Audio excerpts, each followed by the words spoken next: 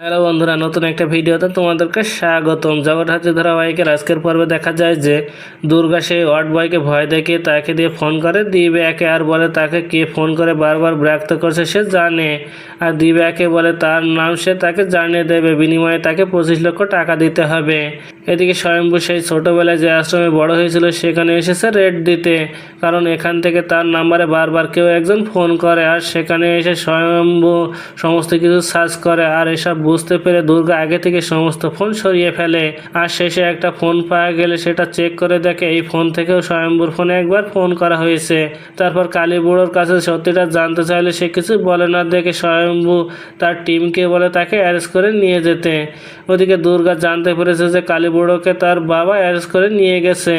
ওদিকে সোশ্যাল মিডিয়ায় সে আশ্রমের একজন মেয়ের গলায় জগদ্ধাত্রী সেই হার দেখে উৎসব তার মাকে বলে এই মেয়ে আসল দুর্গা না তো। তারপর বৈদ্যনাথ মুখার্জি দিব্যাকে ফোন করে সেই ছবিটি পাঠিয়ে দেয়।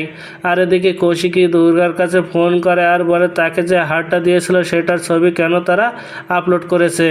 আর কৌশিকীর মুখে এমন কথা শুনে দুর্গা বুঝতে পেরে গেছে যে সে এবার ধরা পড়ে যাবে হয়তো। আর ওদিকে কালী বুড়োকেও অ্যারেস্ট করেছে দেখে দুর্গা এবার মনে মনে সিদ্ধান্ত নেয় সে তার বাবার মুখোমুখি হয়ে তার পরিচয় বাবাকে জানিয়ে দেবে। তো বন্ধুরা, কী ঘটতে চলেছে গল্পে এবার জানতে হলে আমাদের সাথেই থাকুন। ধন্যবাদ।